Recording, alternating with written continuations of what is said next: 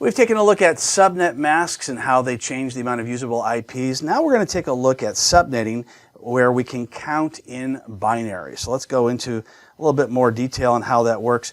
So this is a block of 8, maybe an octet if you want to call it that.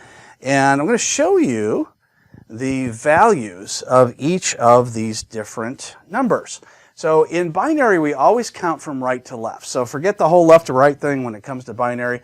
So the value of the bit all the way to the right, the 32nd bit, let's just say this is all the way to the right of this, the value is going to be 1. So that's pretty easy. Then what we do is we double the numbers with every bit that we go to the left, because it's the power of 2. So we just go 8, 16, 32, 64, and 128. All right, so keep that in mind as we go through this exercise where we're going to convert binary to decimal and decimal to binary.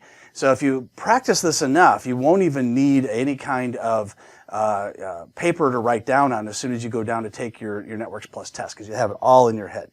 But it's up to you how many times you practice it, but that's the way I would recommend for you. All right, so let's take a look at our first example and see if you can figure this out. So once again, in the upper right-hand side, we see what we just wrote out in the previous slide. So here we have a bunch of different binary values on the left-hand side, and we need to add them all up just on the other side of the equal sign. So the first one's an actual easy one, even though it looks like it's hard because there's a lot of them there. But if we add up all of these different numbers, we get the value of 8 ones, and that's going to be 255. So we've mentioned that before in previous videos, so it probably was an easy one. Second one is an easy one too. So we see that we've got zeros all the way across, and we only have the last bit that we have to add up, and the last bit, as we can see, is the number 1. So we got the easy ones out of the way. All right, now let's go to the next binary equation we see. We have 1, 2. So if we go over here, we see the right 2 bits are 1 and 2. So the value in decimal to this binary equation is 3. Now let's go ahead. We see 3 bits on the right-hand side. So we need to add up 1, 2, and 4. So the value of that is 7. Now we get a little bit tougher. We see a bit all the way to the left and a bit all the way to the right. So that's going to be the bit all the way to the left. The value is 128. And the bit all the way to the right is 1. So we add those two together, we get 129. See how easy this is? And then we have the second bit from the left, and then we have the last 2 on the right. So let's see what that is. So the second bit is going to be 64. Let's just go ahead and write this one out. And then we have the 2 on the right are 2 and 1. So 64 plus 2 plus 1 equals 67. So there you go. That's how you convert binary into decimal. Couldn't be easier, right? Well, let's do the opposite. Let's go decimal and convert to binary. All right, so here's our decimal on the left-hand side, and there's our binary conversion at the top. Let's go to 42. So for 42, what we do is we take whatever the number is that's closest without going over. So if we go to, it's a little bit like the Price is Right. So what we do is we have 42. So the closest number without going over is going to be 32. And then we do the same thing. So 42 minus 32 equals 10. So what's the closest number without going over? Well, answer is easy. It's 8. So 10 minus 8 equals 2.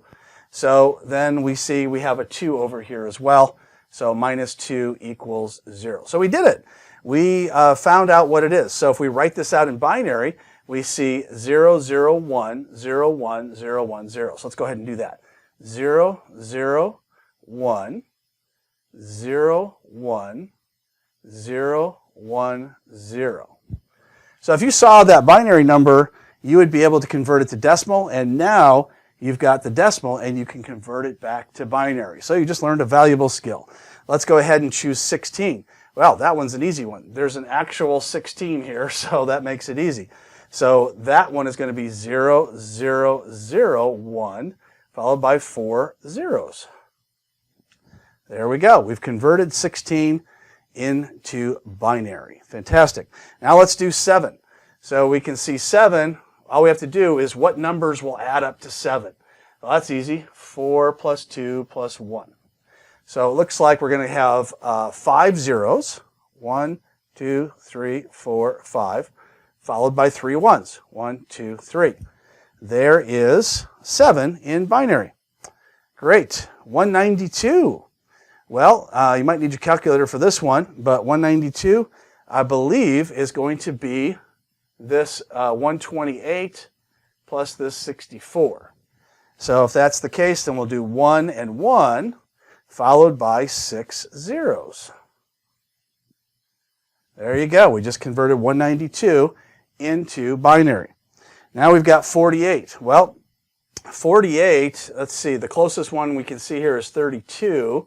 And when you take 48 minus 32, you get 16. So it looks like these two right here are going to equal 48. So that means we're going to be 0, 0, 1, 1, followed by 4 zeros. There's binary for 48.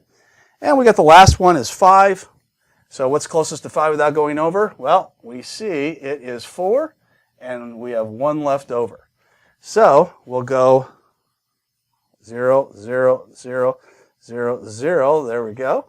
1, 0, 1. So 1, 2, 4. There we go. 4 plus 1 equals 5. Fantastic. We just converted decimal to binary, binary to decimal. So now you know how to do that. So you can take any number you want and convert it into binary. Very good. It's a great skill to have. It's definitely something you'll want to have for the Network Plus exam and several other exams that are out there.